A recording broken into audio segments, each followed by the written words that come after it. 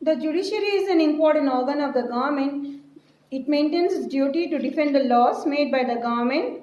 If people or public offences, if the people go beyond that laws and regulations, so it's going to be punished by judiciary.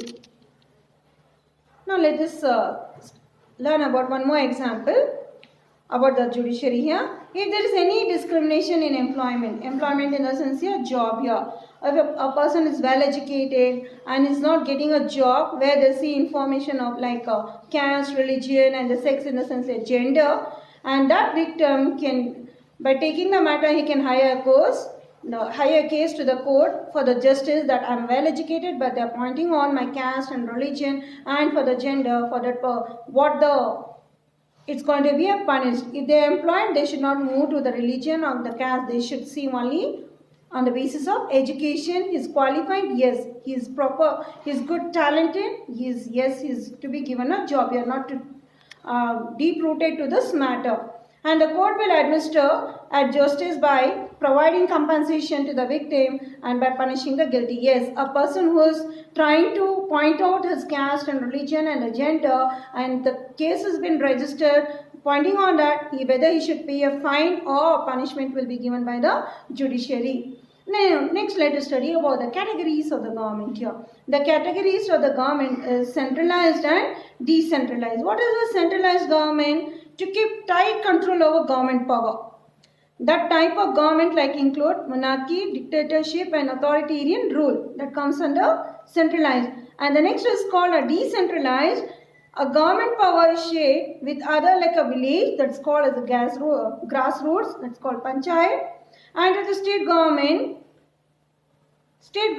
to the center, and this is a structure with each level having its own powers and functions. So here the centralized and decentralized, it's characterized here. So each government are having their own powers and functions, and so this type of structure is a typical form of democracy. We know democracy means of the people, by the people and for the people. So people elect their representative by voting.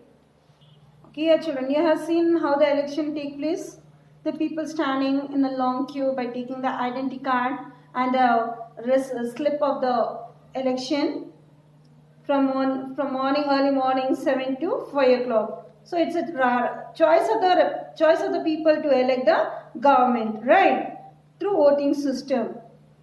A democratic government is ultimately accountable to the people, and the government has to work according to the will of majority of voters. Yes.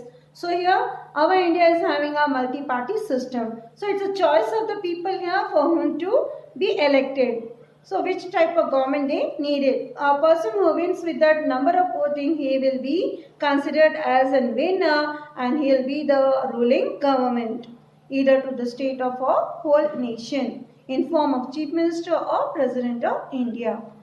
Prime Minister of India.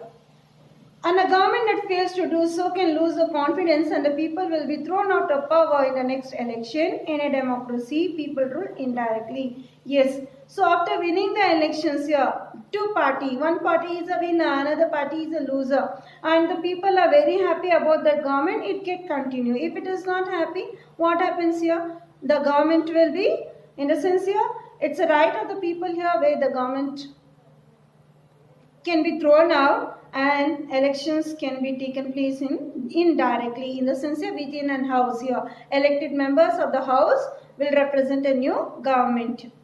Democratic and authoritarian government. What is this democratic and authoritarian government here? A democratic government means government of the people, by the people and for the people. It's a right of the people for whom they wanted, they can vote it. So we can't force for the people that you are going to elect me, you are going to cast the vote for me. It depends on them. A democratic government is that form of government in which the people rule themselves through their representatives.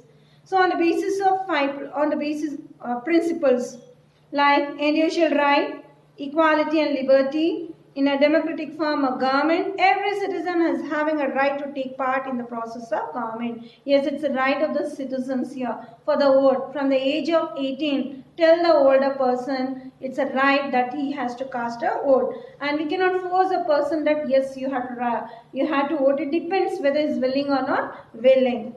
Public offices.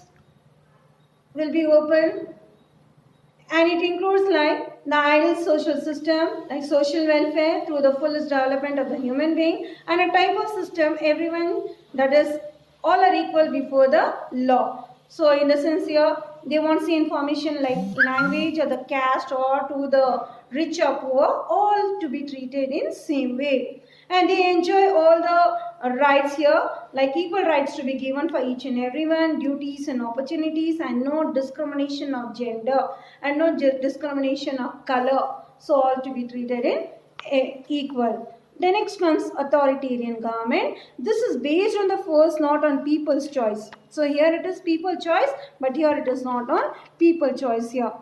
Authoritarian government is a dictatorship. Can you give dictatorship one example? For example, Hitler. Dictatorship. You can see this in Saudi also, right? In which people have no share in the process of government. Such government does not accept the principles of political equality or freedom of expression. So they want to go to the people choice here. Directly they are elected. People don't have any information on government here, so they won't get any information on elections as we get it in India. It's going to be declared by election commissioner, but here directly randomly it's going to be elected, and all the activities of the country are controlled by central authority, that is in authoritarian government. The government has unlimited power. The central authority possesses absolute sovereignty and exercise its power and its wishes. So it go on its wishes to have the rules and regulations. The power and the type of government has some advantages. Yes, they have some good advantages of the government here. And it's said that efficient and capable of taking decision. Yeah, they try to discuss and what's going to be good. This are the our nation is running in so and so problem. It should be done in good way.